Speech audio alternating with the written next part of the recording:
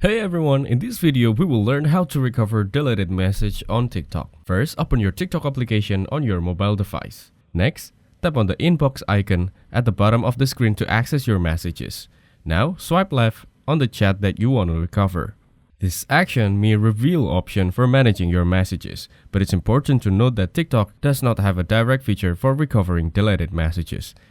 After that, tap on your profile icon located in the bottom right corner to go to your profile page. Then tap on the three lines in the top right corner to open the menu. Now select Settings and Privacy from the options available. Scroll down and tap Icon to access account settings. Next, look for the option to download your data.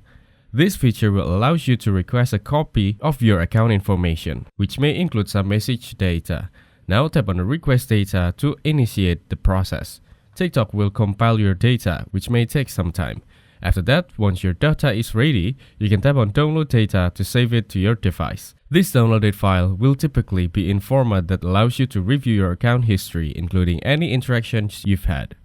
Remember, while this process allows you to view some of your data, it may not recover deleted messages directly.